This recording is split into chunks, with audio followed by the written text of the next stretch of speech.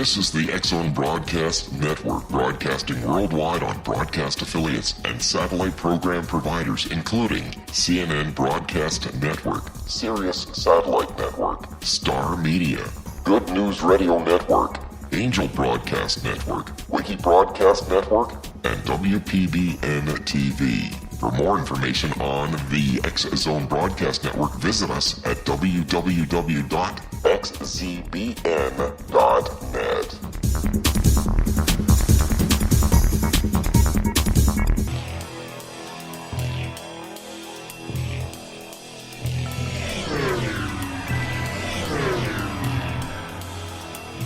This is A Different Perspective with Kevin Randle.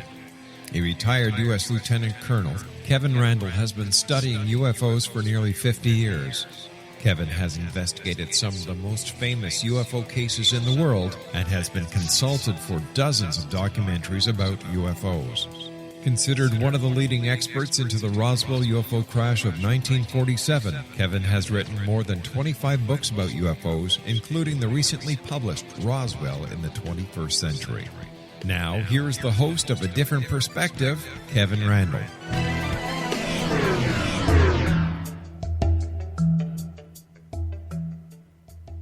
And as promised, I am the host of A Different Perspective, Kevin Randle. I have with me today John Burroughs, who has been involved in a great UFO sighting as opposed to just investigating. He served 27 years in the United States Air Force, both on active duty and in the reserve, as a law enforcement flight chief, supervisor, patrolman, and a canine handler. His many deployments include Operation Iraqi Freedom, and he has provided security for the President of the United States. He is one of the co-authors of Encounter in Rendlesham Forest, along with Nick Pope and Jim Penniston. John might be the first and only former military member to receive VA compensation for injuries sustained during a UFO encounter, and we'll see if that's true in just a moment. John Burroughs, welcome to the program. Thanks for having me on, Kevin. Are you the first and only former military member to receive VA compensation for injuries sustained during a UFO encounter? I have no idea what's happened behind the scenes as far as, if other people have been awarded any kind of compensation for incidents that took place that never became public. So I don't know. Then we can say you are the first publicly acknowledged former member of the military to receive compensation. Well, I mean, did you ever read the press release? I read the book. I didn't read the press release. And okay, so go with that. All right, the way the attorney wrote it was simple. It was de facto. He put de facto UFO UAP. And the reason why we did the press release the way we did was my compensation was based on the fact that I was injured in the line of duty in Rendlesham Forest. And by saying that, all the evidence that was presented to the VA that caused my heart issue, including Project Condign and some other documents, and the fact that the halt memo existed and the fact that's where I was injured, was why he put by de facto, because the facts show that whatever happened to us was the reason why they compensated me. Now, they did not come out and directly say that what we encountered or what took place. They just agreed that I was injured during the incident and I deserve compensation. But it was a UFO encounter. Yeah, but a UFO encounter is simply an unidentified flying object, unidentified aerial phenomenon, okay? Yes. Which is part of the documents presented was what was in Condign and what it said about being exposed to that radiation. So we should mention that Condign was a British government investigation of UFOs that had been, I guess, published a number of years ago. I believe, because I don't have the stuff in front of me, it was done in the 90s. The documents, where there was only 6 or 7 of them that were put together, it was given to certain people inside the MOD. I believe a FOIA was done in 2006 where they admitted that this document existed and it was quietly made public. From that point, I used it among many other sources that I had. But that was one of the things inside the document. It says we were exposed to UAP radiation. Okay, I think I've kind of hesitated this because we're coming up on a break here in just a few moments, and I didn't want to get something long and involved started and then have to break for it. So when we come back, I want to talk a little bit about your experiences in Rendlesham Forest, and I have actually questions that have been sent to me to ask you about some of the events and some of the things that have gone on around that. And oftentimes I do that when I post things on my blog. I say, if you have questions for John Burroughs, he'll be coming on the program, send them to me and I'll try to get them answered. So we have some questions that I'll ask you when we come back, but we'll need a brief update on what you think happened in Rendlesham Forest. How many days events took place? Because there's a controversy about whether there were 2 days or whether there were 3 days and who all was involved in that sort of thing. So we'll take a look at that when we come back. And as I say, I try to put stuff up on my blog, which is at www.kevinrandle.blogspot.com, based on the program, providing a little more information and maybe some links to other sites that will give you more information about what we've discussed here on the program, so you can get a better insight to what is going on. So we will come back with John Burroughs, former military member, former Iraqi soldier, and talk to him about Rendlesham Forest right after this short break.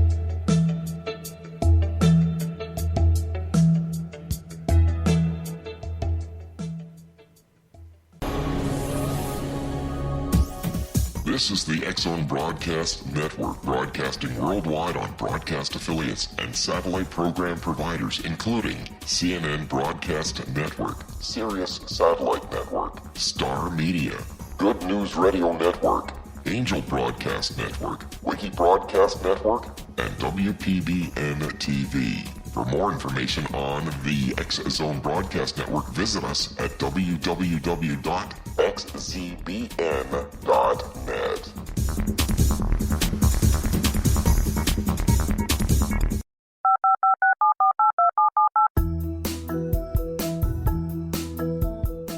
Did you know that when you're on the road with limited data or Wi-Fi, you can still listen to the X-Zone Radio Show with Rob McConnell, The Science of Magic with Gwilda Wiyaka, X-1, Dimension X, Space Patrol, and every minute of the X-Zone Broadcast Network by calling 213-401-0080, courtesy of Audio Now. No smartphone, app, or internet needed. It saves your data plan, and it's free if you have unlimited minutes. Call 213-401-0080 to listen on any phone, anytime, anywhere. Remember, 213-401-0080 for the best of the paranormal, parapsychology, and sci-fi radio programming anywhere, 24/7, 365.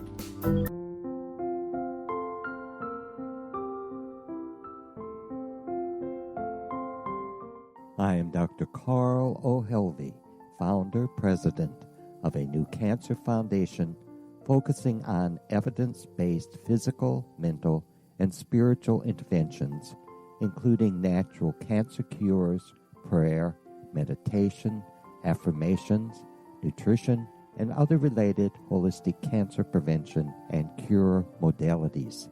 These are used in cancer education, research, and financing care. I ask for your help to continue this important work by donating at www.holisticcancerfoundation.com.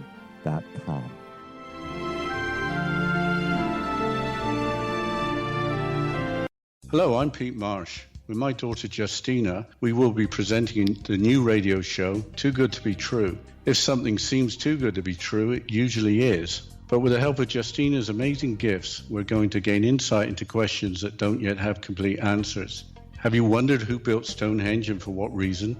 Why are crop circles found in the same region as Stonehenge and elsewhere? Are crop circles a hoax, or are they created with technologies that we have little knowledge of?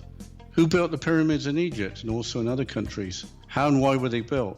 Was the Titanic switched with the Britannic as part of a gigantic insurance fraud, or for more insidious reasons?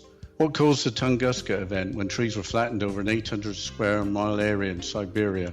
Will the new insights be too good to be true? Well, that will depend on what you are prepared to believe. Please join us as we start on this journey together. For more information on Too Good to Be True, visit www.xzbn.net. Little children aren't the only ones afraid of the dark. Millions of soldiers return from war zones with PTSD, anger, frustration, fear, and loneliness, much of which surfaces during the darkness of the night. You have the chance to change the lives of these American heroes. Songs and Stories for Soldiers.us provides free MP3 players for these men and women. With a list of 3 million songs in 16 different styles, 100,000 audiobooks, and 30,000 old-time radio programs, every veteran can find something to soothe and comfort them at no cost. All our players contain an 8-hour audio program designed to help veterans fall asleep. With 1,500 plus vets now participating, it's our goal to deliver 10,000 audio players this year. Go to our website at songsandstoriesforsoldiers.us. Help us help a veteran make it through the night.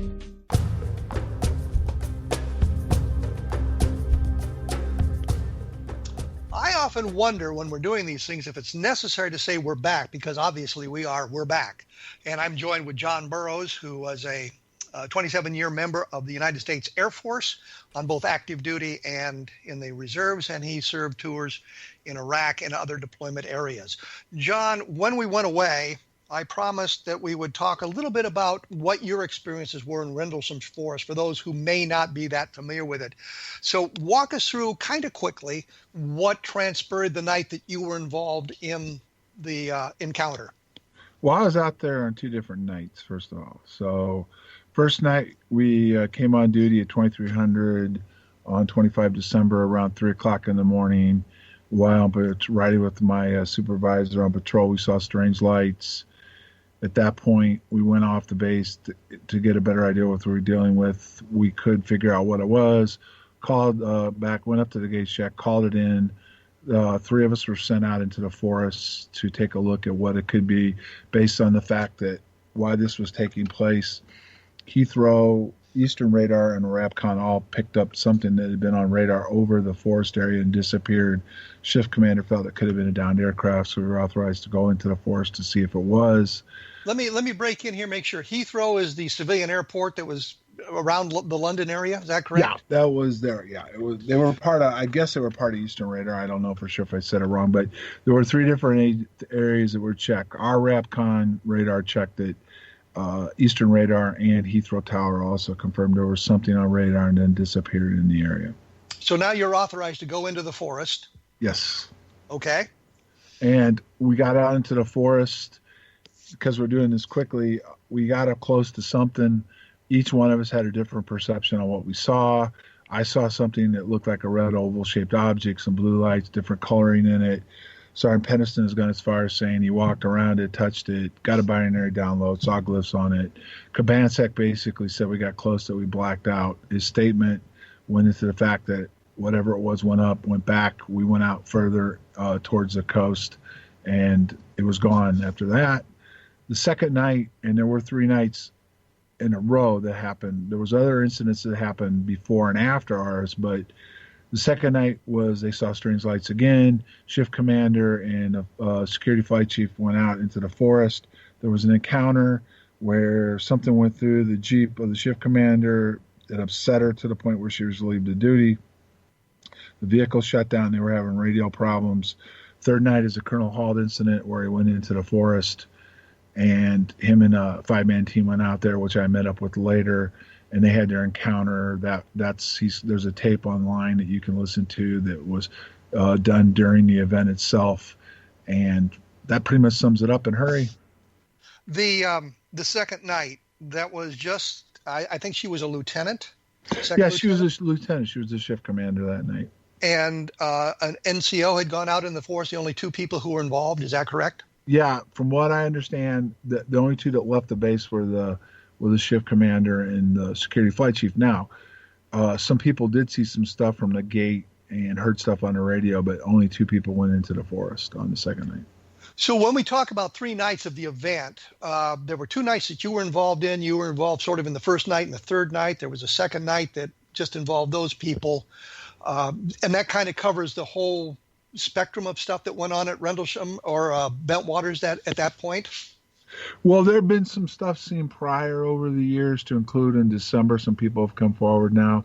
And then in January, another individual saw some strange stuff at the gate, called it in. So there's clearly stuff that's taken place prior to our event, after our event, and they still see strange things in the forest to this day. So you, on the third night, you were not directly with Colonel Halt when he made his tape and that sort of thing. You joined them after that point? Well, there's a discrepancy there that's been going on for years.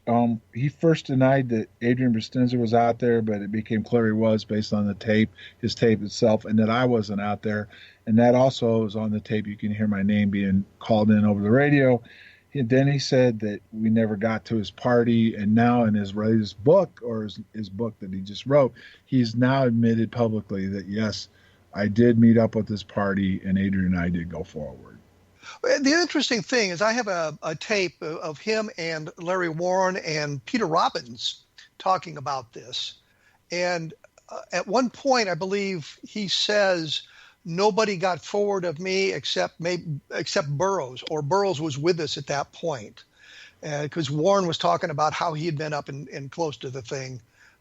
So, there is some kind of, I guess, disconnect on exactly the sequence of events. Well, it was clear, and it's clear that whatever took place when Adrian and I went forward, he never really wanted that to come out. And if you listen to his tape, there's a half an hour gap, and then all of a sudden he says they're going back to the base.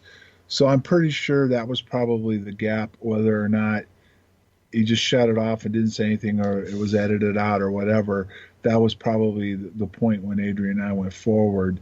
And he even admitted in his book now, he said that he could see us, but that doesn't mean something didn't happen, because Adrian and I both got close to something. And Adrian said I went into something and disappeared. So it's been a real struggle, like pulling teeth, since right after the event happened and people start asking questions, for him to come this far.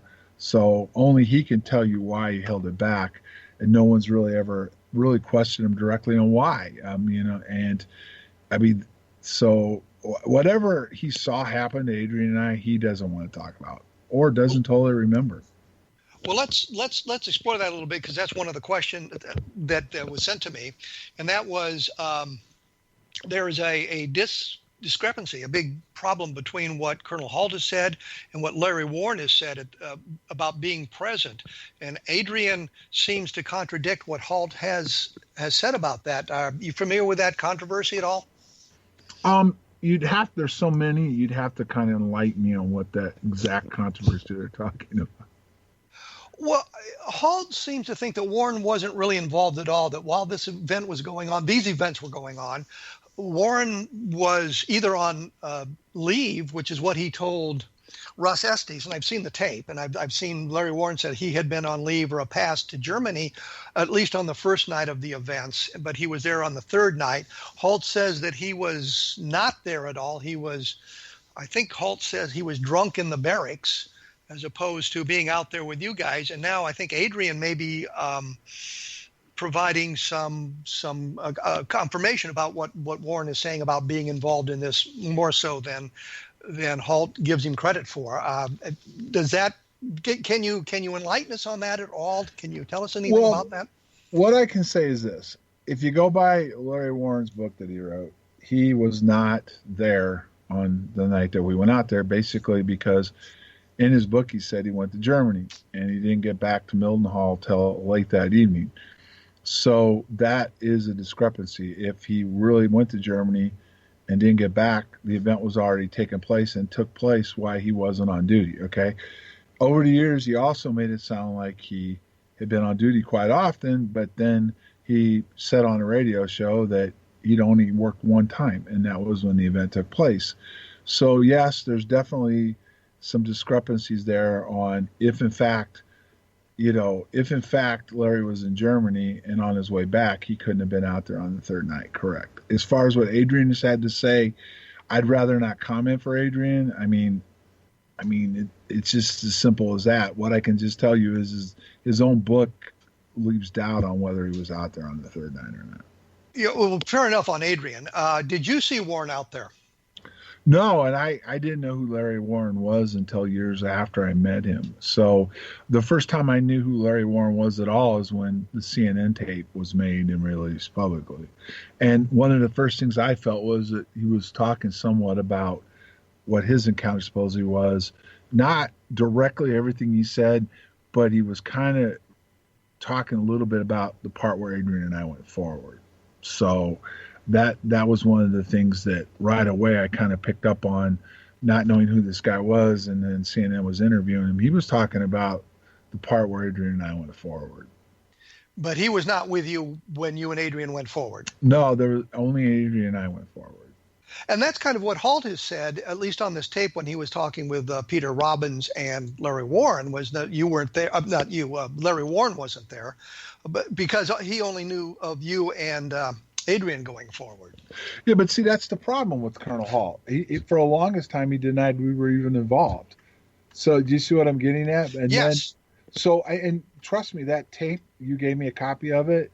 When I confronted him with the tape, because that was just more evidence, because his own tape kind of put him down the river about the fact he said, at first he told everybody we were never there, even Adrian wasn't there. And the tape kind of blew that up. And then he tried to go along the lines that, well, I never met up with this party. And one of the things I will say is that I didn't go out with as a party initially. I met him coming back, and I was going forward. I was allowed to meet up with him. So I wasn't out there with him immediately after he went out there, but I did meet up with him later on. But then when that tape surfaced and he knew about it, then he started walking it back even more. And finally, now in his book, he did very casually say that Adrian and I did go forward, and that he claims he could see us the whole time, but that doesn't mean something didn't happen to what Adrian and I said it did. So is it the fact that whatever happened is they just don't want out, or does he not remember, or is it both? I'm not sure. Do you think there's kind of a conspiracy to keep this information undercover? Is that what you're suggesting?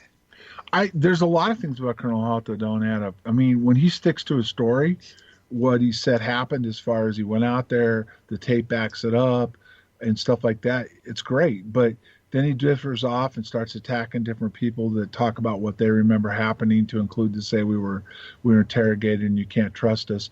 And then he'll come back and say we were all interrogated, but he wasn't talked to, debriefed, or anything. And so, I mean, I'm not sure. I mean, the fact that it took 34 years for him to admit that Adrian and I went forward is interesting enough. I really can't say for why he's trying to keep that part quiet. I really don't know.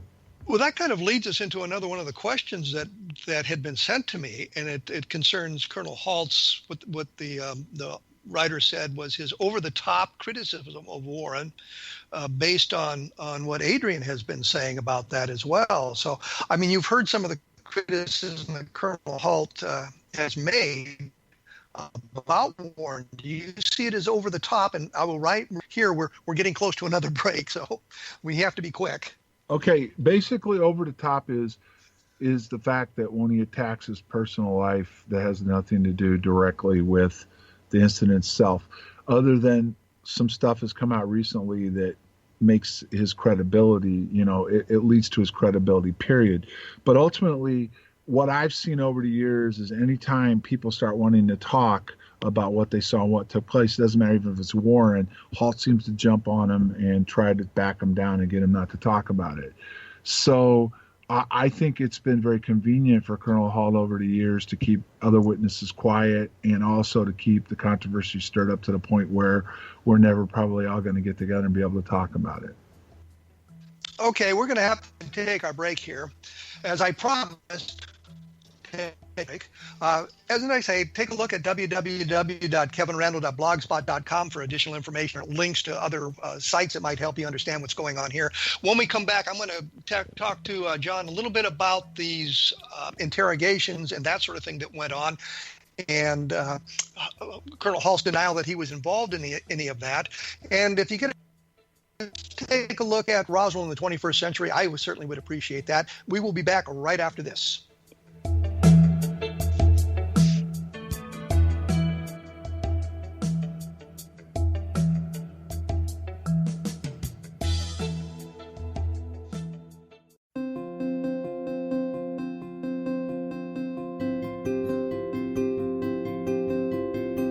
Dreams are our personal gateways into infinite wisdom. Don't miss shamanic counselor and indigenously trained dream decoder Sandra Corcoran's inspiring book, Shamanic Awakening Between the Dark and the Daylight.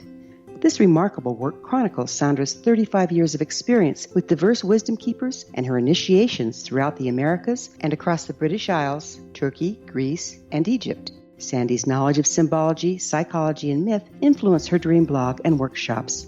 Sandy offers private tarot readings, international journeys, a meditative CD, as well as her book, Shamanic Awakening, to encourage you as you navigate this earth walk, creating a deeper connection to yourself and all that is. Find this and more at Sandy's website, starwalkervisions.com.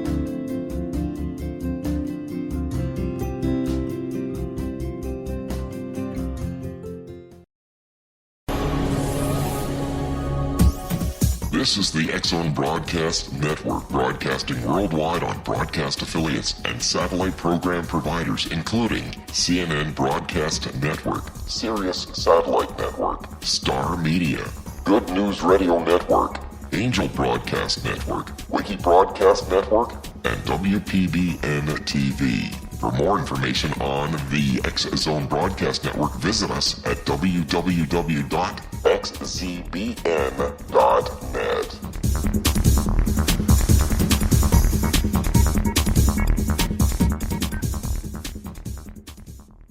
How would you like to be able to read other people's minds? Well, the next best thing is here. When you know how to read a person's name, you know how the person thinks, feels, and behaves.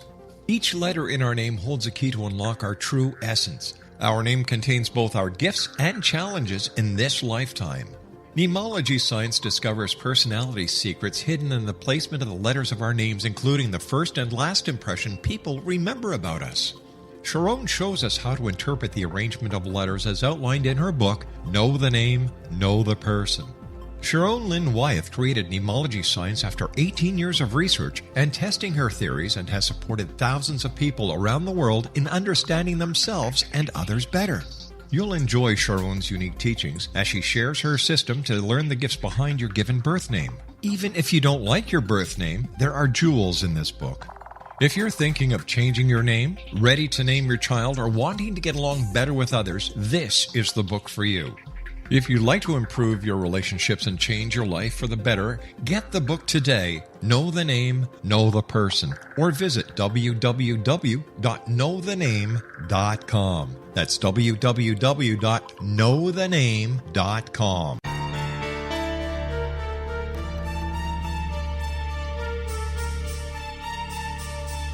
Hello, I'm Justina Marsh, and with my dad Pete, we are going to present a new show called Too Good to Be True. Together, we are aiming to discover more truths about this world and beyond. Do you have unanswered questions about the world? Do you ever wonder about aliens, conspiracy theories, or the universe? There are many shows discussing subjects such as pyramids or UFOs, but we want to relay this information based on our own research, including from spiritual means. Hopefully, listeners will be helped with their own beliefs and will appreciate the psychic insights that add to the previous research and information. We both look forward to sharing this insight and beginning this journey with our listeners. Visit xzbn.net for more information about when to listen.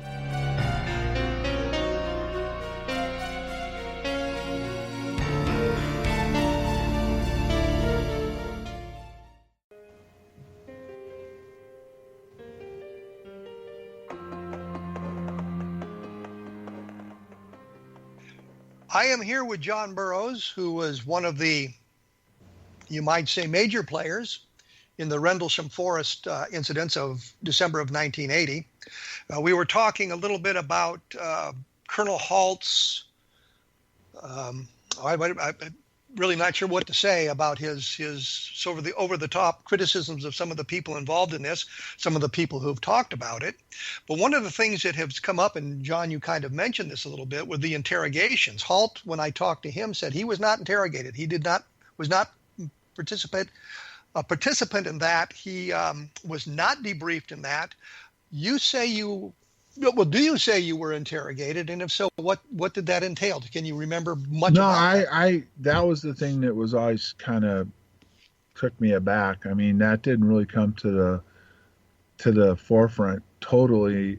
Warren talked about it. I think Bustinza talked a little bit about it. Then Penniston came under hypnosis. It came out that he was actually injected with sodium pentothal.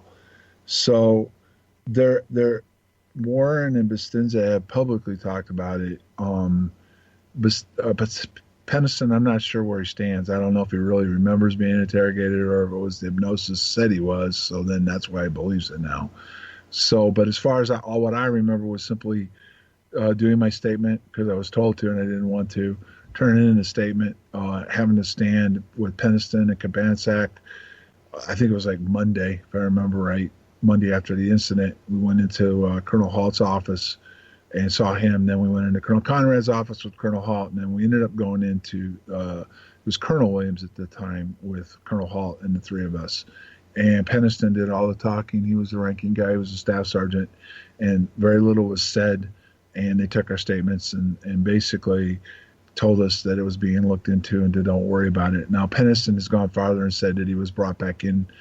He remembers being writing a statement for OSI, and they switched it, and he was talked to by him, but he never said he was like interrogated by him other than the statement was switched. And then Halt used to meet with him on and off talking about the incident. So, but for me, no, I don't remember being brought in like Warren and Bustinza did or what Penniston's hypnosis says. And the thing about Halt that's interesting was he was called on that on a different radio show. And the question was, well, how do you know you weren't if you claim everybody else was? And see, he claims he didn't know what was going on at the time. He found out about it later, but he never really reiterates how he found out about it. But he says, well, I wrote it all down a couple of weeks later. My story hasn't changed. And the question was, well, okay, if you were interrogated like everybody else said they were right afterwards and they messed with you then, the story you wrote down later, of course it wouldn't have changed. So there, like I said, there's another issue with that. Now, I'm not saying I wasn't brought in and made to forget it, but I don't have any memory of it, nor when I went into hypnosis did I talk about being interrogated. The hypnosis, was that part of the interrogation, or was that something that took place long after? I did some hypnosis in 1988 because I couldn't remember what happened when we got close to it the first time or the third time. And they wanted, the people that were interested in doing something with this wanted to see if anything would come out under hypnosis. So when you got close to it, and I think Adrian said you had disappeared into it or disappeared in some fashion, do you remember anything about what that was like or what you saw? No, that was the whole point. I remember running towards it. Adrian went down to the ground. He says that he felt like something pushed him down, held him down. He said he saw me. Now, this is what he said on my radio show, Phenomenon Radio. He said that he saw me go into it. It looked like I phased out and was gone, and then all of a sudden I was back. One of the other things that he said to me was that when I went into it, it exploded. It looked almost triangular, and there were blue lights around it also. So that's what Adrian remembers seeing. Penniston's also said that on the first night at one point he felt like it was on top of me or over me. So 2 different times it appears people that were there saw something happen to me that I don't remember. So you have no memory of that? No, I don't. I just remember getting close to it both times. The first time, like I said, we got close to it, then it went back up and disappeared. The second time we were running to it, then all of a sudden I was standing in the field and it was gone. There were no creatures associated with this or anything like that. It's just sort of an object in the forest. Well, I say object because I don't know what else to call it. It was lights. Definitely was different colored lighting, and there was like an oval light in it. So, I mean, No, I mean, there's been assumptions made, or people have said that could the blue lights have been the intelligent part. And, well, I don't remember it that way, like, remember it, but under my hypnosis, yes, that was the intelligence of it. When you say intelligence, are you talking extraterrestrial? Didn't say. My hypnosis just said that was the intelligence that we were dealing with. So you don't know whether it's extraterrestrial, if it was some sort of mind game being played by the government for whatever reasons, or interdimensional or anything like that. You have no impression on that? Well, I can tell you that it's interesting that the further you dig in all these declassified documents, the more you realize just how much more advanced we were in 1980 than people realized with technology. And not only that, but the technology that was being worked on right outside Woodbridge back gate, where the Marlsham Heath was there, the BT site was there, Bosley was there, Orford Ness was there, with all that stuff. And there'd been a history of all kinds of technology that had been worked on out there in the first place. And that it was clear they were working on plasmas and different things and had different type of radars that they were trying to cause different effects. And when you go into it, this is not conspiracy. Some of this stuff, like SAGE radar, could be reversed, cause terahertz radiation. It could cause distortions. You could take it to another level where they were actually working on phase type stuff where, like stealth, you know what I mean? And different things like that. So there was technology in the area, and they were working on it at the time. There's also some kind of phenomenon there that Condign talks about, and people are aware of. There's some kind of energy sources there also. So that could have been involved. And then the third thing that came out early and kind of got squashed was we actually may have brought down a Russian satellite one of those 3 nights also with that technology. The technology wouldn't have been based in the forest. Well, it would have been based down the road from that, and the EM frequencies and stuff could have been beamed into the forest.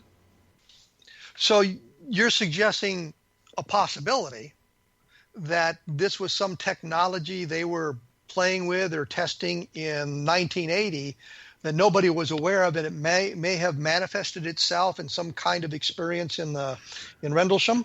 Well, there's an energy field there. Okay, we actually found we reconfirmed that in 2010. We actually got some hits on infrared cameras and meters. The question is were they hitting that energy field? They were working on plasmas, and if you go into plasma research, what they can do with it, targeting all kinds of stuff. There's all kinds of stuff that went on, to include they could have been doing, I forget the name of it, but they could have been actually what Halt saw flying around in the sky was a tip of possible targeting. It was a targeting star or something where they could create that effect flying around in the sky. They were working on that at the time. It could have been both. I mean, under my hypnosis, it said it was both. I've always felt like it could have been both. So it's unknown for sure exactly what it was. I mean, what it was something that damaged my heart, and the government acknowledged that. And the question is, was it us, something else, or both? That's the bottom line. And there's not enough proof yet to say exactly what it was, and there may never be. It may be kept covered up. What do you think it was? You were there. You experienced. What do you think it was? Well, the problem I have is that it's hard to say. I mean, I believe that it very well could have been, when you get into plasmas, there's both plasmas that we can create and are natural. And if you go into Condign, it even says they're not really sure what a UAP is, at least the part that's been declassified. But in it, they say that they definitely could be used for military application. So, and another thing they kind of hint at, it could be intelligent in nature. So, again, like I said, it could have been that we caused, that had take place. It could have been something that was something we were doing to, and intermixed with that. It could have been a lot of different things. And the last thing that's interesting is there's documentations declassified. The lighthouse, how it was made fun of, they were using that to actually transmit EM frequencies out of it. And that actually could have played a part in this also. So what I'm getting from you is you are kind of confused about what really happened there. You're not sure who might have been the responsible agency. human or something else. What I'm trying to tell you is I'm not going to sit there like Halt did and said it was ET. I'm not going to sit there like Penniston did and say it was time travelers. I'm not sure. And that's one of the things that I've been working on for several years now.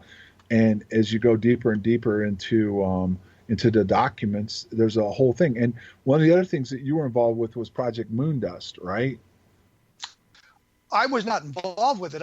But I mean, you did research on it. Yeah, there's a very good possibility that Moondust team was activated for Bentwaters, because I hold FOIA from the State Department that admitted they were involved in this. And one of the things is that the State Department would be involved if they activated the team, and it could be UFO, UAPs, or even satellite, Russian technology also. Well, I will say Moondust's mission was to investigate returning space debris of unknown origin, foreign manufacturer unknown origin, which clearly could relate to UFO. So there's a UFO component to Moondust, but their mission is broader than just flying saucers and that sort of thing. There's a mission. Right, but that was, like I said, a team did come in from Langley. It came in Sunday night, and they had a C5. It came in. It parked out there in the weapons storage area, a parking area, which was highly guarded and, hard to see. And they had equipment with them, and there was an investigation going on in the forest. So that's what I'm saying. And when you find out now that find out about Moondust, and there was actually a team, I think Clifford Stone went as far as saying Moondust was activated. I don't know how he would know for sure, but he said that they were activated and were involved. And, then one of the agencies that would be involved would be the Department of State, and I have FOIA saying they were involved, but they won't release the documents. So the documents would have national security implications. Well, the way is the way they got around it. They simply said there were documents that pertain to the United States Air Force, and that the Air Force would have to get permission to release them. So when we contacted the Air Force denied those documents existed. So you do what you want with that. the typical runaround. I'm familiar with that. Right, and we weren't going to get any further. It was just like the CIA was contacted, and they said they could neither confirm or deny they were holding documents on the incident. Which, of course, if the documents were classified, is exactly what they'd have to say. Yes. Because if they do anything else, it kind of confirms the event. So it's their standard response. No doubt. And then when I did FOIA with the MOD, where I caught them red-handed holding back 18 files, which interestingly enough in 2000, they changed UFOs to UAPs in their own documents and their policy files. That I also got a FOIA, I think we talked about this when you were on my radio show, that shows that they developed a weapon off of whatever was out there. So what's that say? There was something there.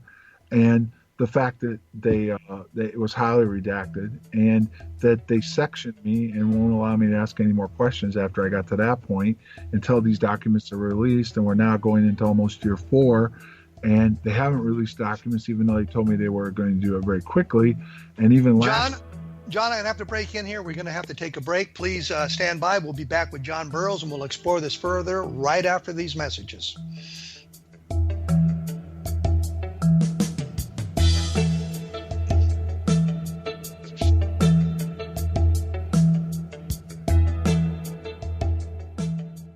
Hi everyone, Rob McConnell here, and I wanted to spend a moment on internet streaming. Everybody has heard about internet streaming, but not many know much about it. Did you know the internet streams just about everything? Movies. From new releases to old classics. TV shows. Almost every show, every episode, and much more. But the question has always been, how do you do it? Well now, thanks to the folks at 123 Ready TV, I have the answer for you. They have developed a simple program app, 123 Ready TV, that you install on your Windows PC, Android smartphone, or Android tablet that can have you streaming like a pro in less than 5 minutes. You truly won't believe how much is available or how easy it is to do until you try. And for a one-time cost of only $19.99, this product is a real winner. To learn more about 123 Ready TV, visit our website at www.xzbn.net.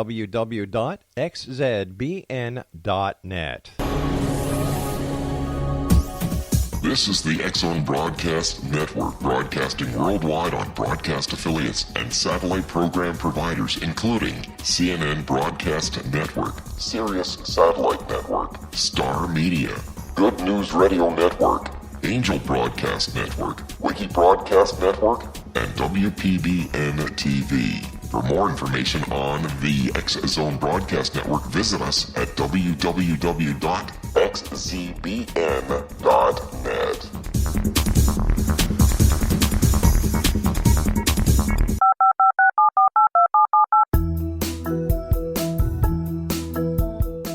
Did you know that when you're on the road with limited data or Wi-Fi, you can still listen to the X-Zone Radio Show with Rob McConnell, The Science of Magic with Gwilda Wiyaka, X-1, Dimension X, Space Patrol, and every minute of the X-Zone Broadcast Network by calling 213-401-0080, courtesy of Audio Now.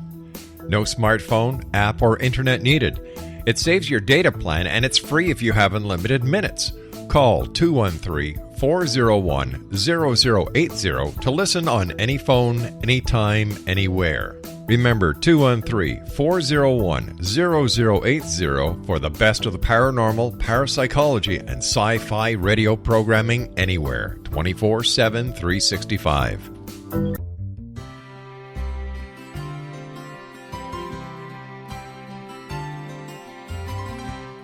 True healing must address 4 levels: physical, emotional, mental, and spiritual, for us to live joyful and productive lives. We tend to treat 3 of the 4, leaving the spiritual languishing. If you're tired of the same dysfunctional patterns cropping up in your life, Soul Balancing is for you. Trixie Phelps, owner and founder of Soul Balancing, is a naturally gifted energy healer trained in numerous esoteric forms, including shamanism. Trixie has created a powerful modality that safely and effectively clears your energetic field. A Soul Balancing session can remove interference, heal trauma, and restore your hope. Contact Trixie for a life-changing long-distance session today, www.soulbalancing.world.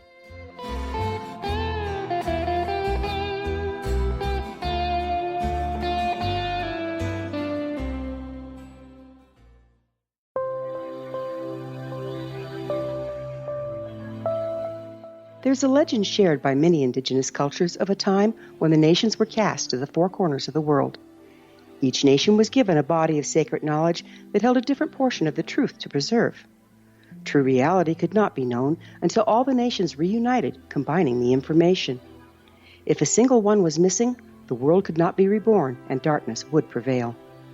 The Science of Magic Radio is dedicated to reuniting the sacred knowledge. With the understanding, none of us has all the answers, but together we can open new perceptions and possibilities. Through our combined vision, the world can be reborn into a place where darkness no longer prevails. Join me, Gwilda Wiyaka, and the Science of Magic daily on the X-Zone Broadcast Network, xzbn.net, or visit us at thescienceofmagic.net.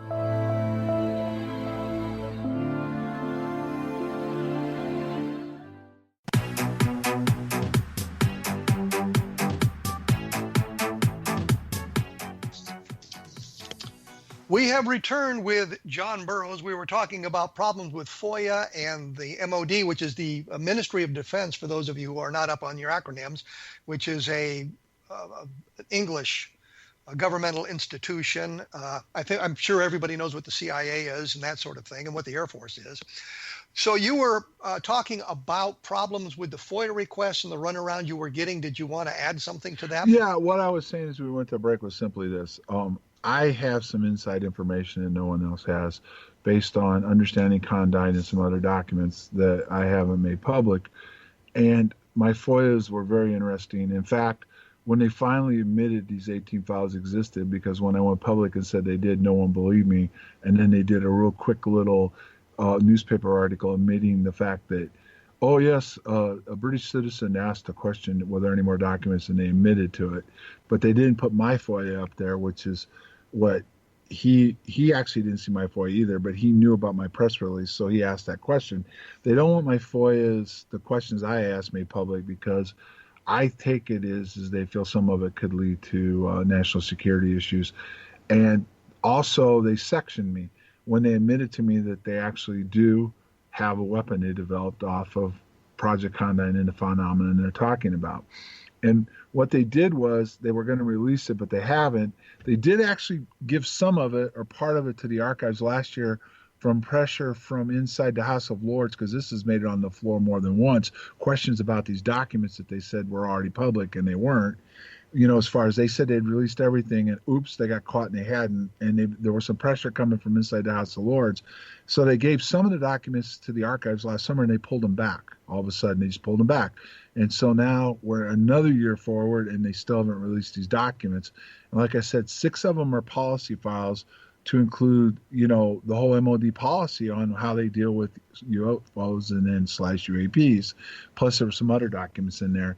And what people need to understand is the press loves to spin this, and so does the government people, that they'll release a document and they'll say there's nothing in there, but there's a lot of it still redacted. That means it's classified. And when it's classified, that means they're holding back information. So yes, there is something to the document. There is something to what's going on. And it's deemed necessary for national security to be classified. So you're not getting the whole story, whatever it is.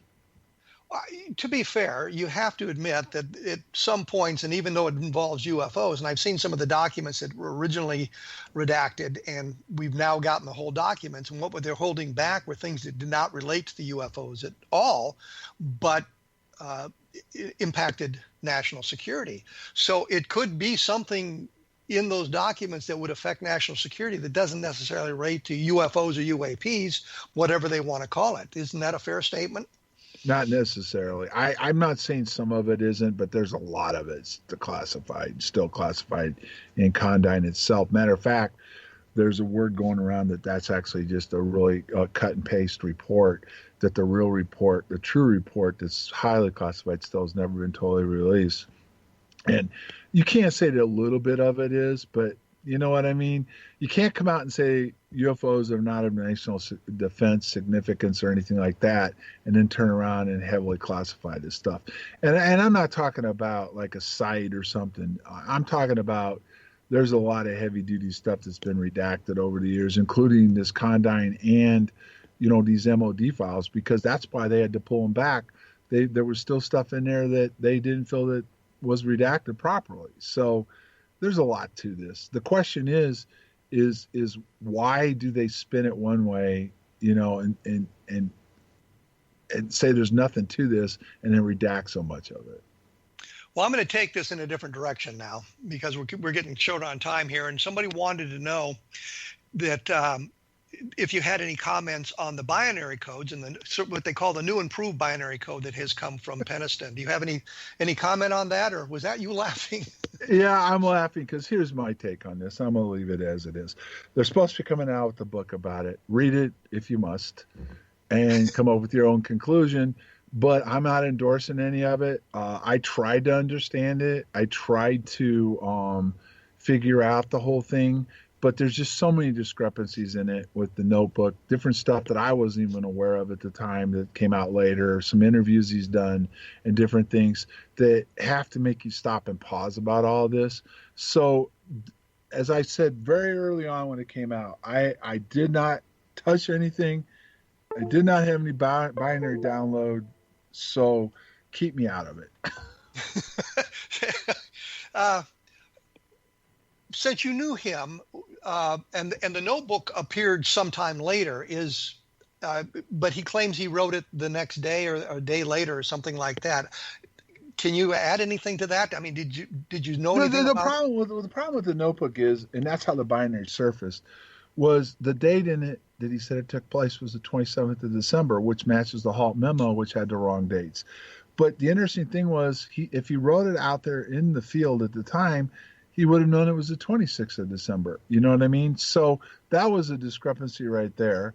So, and then the binary, you can't get a straight answer on how many pages there were, on top of the fact that even some of the stuff, like early on, somebody did an interview and said when he was writing back with him, he sketched what he saw, which is kind of stayed consistent.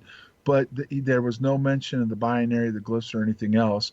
On top of the fact that later on, when people started looking at the notebook, Halt said he handled it and never saw the binary in it. James Fox had a good look at it, never saw the binary in it. So, and then the glyphs didn't surface till later. In fact, the whole notebook didn't surface until after he went into hypnosis in '94, which it did come out there might have been binary communications involved and stuff. But then the notebook surfaced after that. So, like I said, there's a whole bunch of discrepancies. And all I'm saying is that, yes, you need to pause and really ask some tough questions. But if you want to read the book and see what they've come up with, go ahead. But just remember this, I was not involved with any of that. I had nothing to do with it, nor do I want to. Well, it seems to me what we've got here is a bunch of, I shouldn't really say it that way, but people involved in this event who are actually coming at it from their own personal perspective, single perspective, and that is causing some conflict among the people who were involved in this thing. Well, there's conflict with Penniston and I, because one of the things is that I don't support a story, and that's one of the things that the skeptics are very critical about, was how could you say all this happened and Burroughs didn't see it or Kabansek didn't see it? So that doesn't sit well, which I've always just said what I remembered. And I've also made it very clear the difference between what I remember and what hypnosis says. So yes, there is issues. And again, there's people that think he's lying. There's other people that thinks he believes what he's saying is true, but he was messed with. I just leave it as that each person has a different perspective. Each person tells a different story, and you have to just take the time to look at what each person has said and make your own judgment.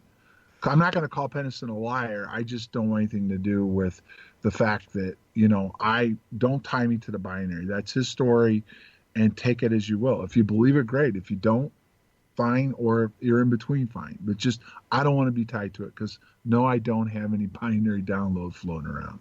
Well, the thing that you seem to be saying here, and the thing that I'm picking up at least, is that you possibly were messed with under hypnosis, both or some other kind of regression done by the government, and the binary may be an outgrowth of that as opposed to something else, which would make it real in one sense, but not necessarily important in another. It could be, and one of the other theories is that the government messed with him, and when he went into hypnosis, it triggered it, and he wrote it out afterwards. I mean, again, for me, I can't say I wasn't messed with, because other people said they were, but I have no memory of it. So I'm not running around trying to say Bustinza was, Warren was, Penniston was. I don't know for sure. Do you know what I mean? It's just like, I don't know for sure what we were dealing with, but I do know whatever it was damaged my heart and caused me to have medical conditions, and my medical records are still classified, and my DD Form 214 was altered to show that I wasn't even in the Air Force when the incident took place. So whatever it is and whatever took place is still highly classified to this day. Well, let me do this. You say your DD 214 was altered. When you were discharged, you got a DD Form 214. Are you saying that one was altered, or they altered the one in your file? Real quickly, I separated from the reserves, and I separated in a way in a program that's different than most.